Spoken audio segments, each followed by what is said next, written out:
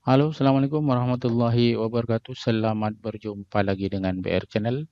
Kali ini BR Channel akan membagikan tutorial tentang bagaimana kepala sekolah melakukan pengelolaan kinerjanya di platform Merdeka Mengajar. Sebelum tutorial ini dilanjutkan, maka ada baiknya Bapak Ibu kepala sekolah sekalian menyimak pariwara berikut ini.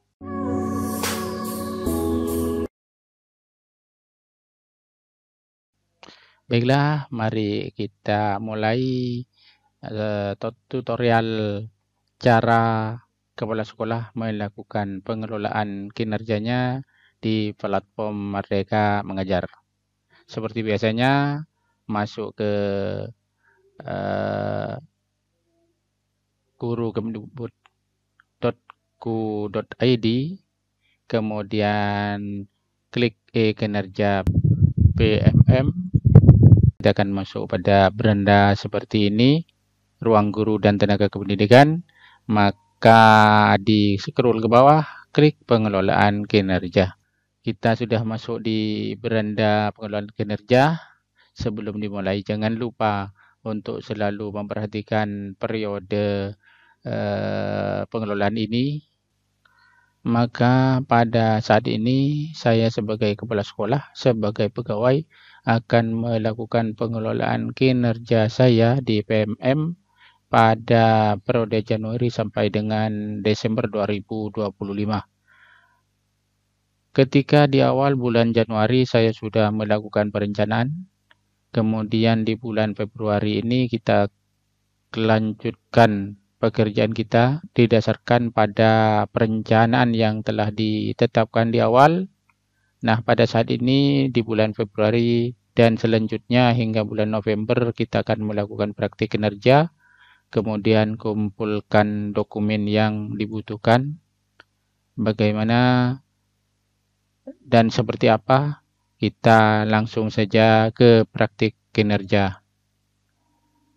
Nah, pada saat ini kita sudah berada di beranda ini, di jendela ini sudah muncul.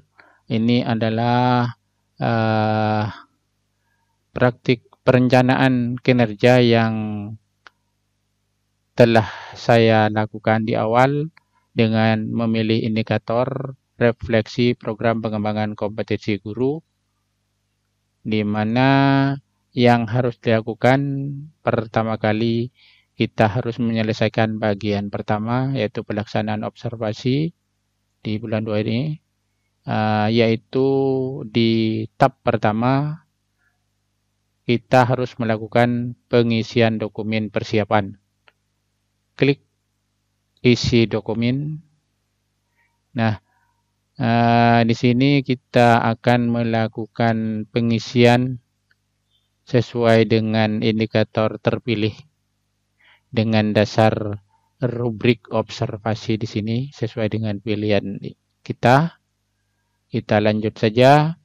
Apa perilaku spesifik yang ingin Anda pelajari dan tampilkan pada observasi praktik kinerja? Kita pahami dulu. Pertama, kepala sekolah memandu refleksi mendalam termasuk membicarakan kesulitan dalam pengembangan kompetensi guru. Apabila ini akan dipilih, maka klik akan terbentuklah cawang. Kemudian yang kedua, kepala sekolah melibatkan guru dalam memberikan umpan balik termasuk terhadap jenis dan besaran dukungan ke guru.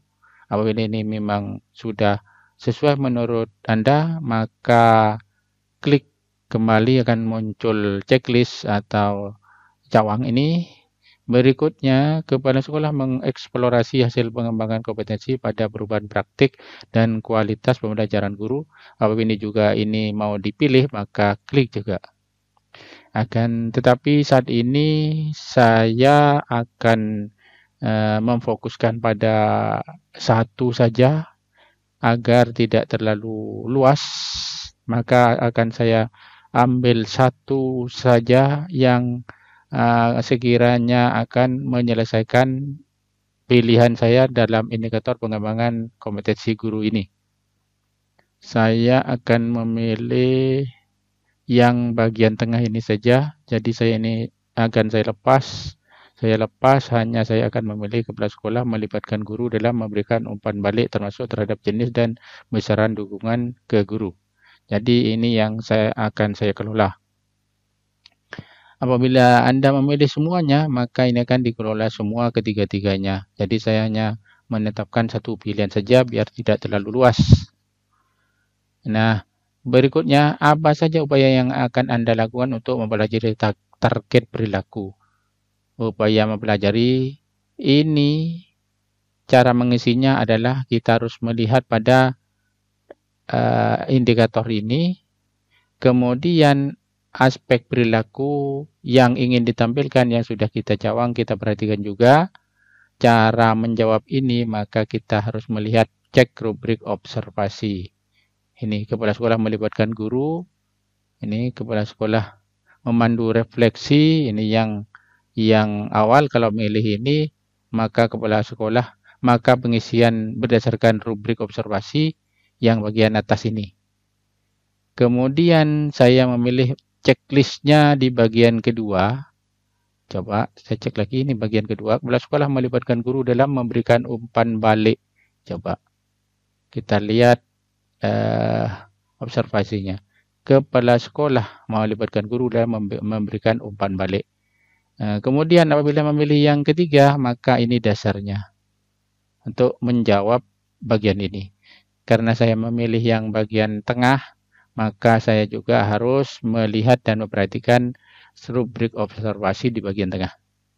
Selanjutnya, untuk mengisi kolom ini, kotak ini, apa saja upaya yang akan Anda lakukan untuk mempelajari target perilaku, maka buka cek rubrik observasi, kemudian perilaku yang dianjurkan ini kita blok saja, biar tidak usah menulis lagi, dan tidak perlu digarang karena sudah ada disiapkan jawabannya. Kita klik copy, pindahkan saja ke depan. Nah, di sini kita paste. Oke. Kita beri nomor saja. Ini nomor.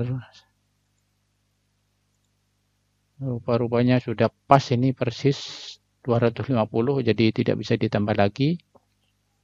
Kemudian kita menuju pada jadwal observasi.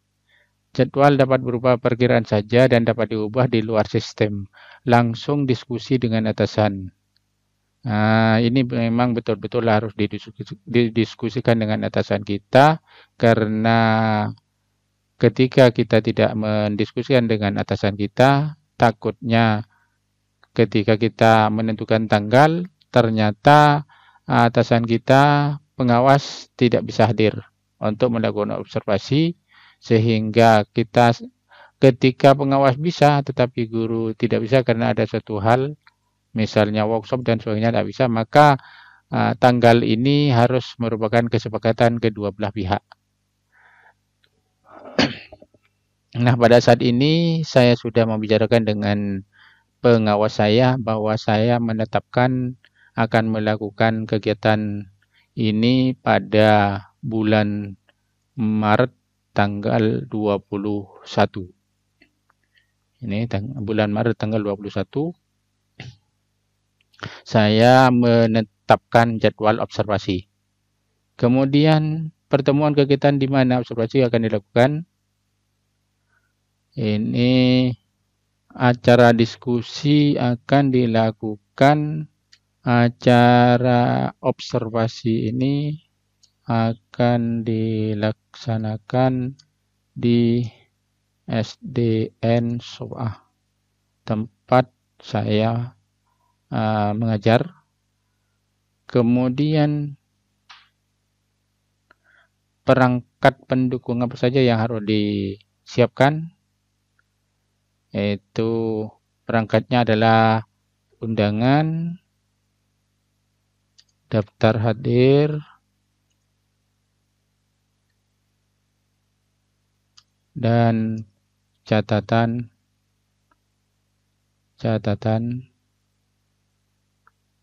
saat dilakukan observasi oleh atasan atau pengawas.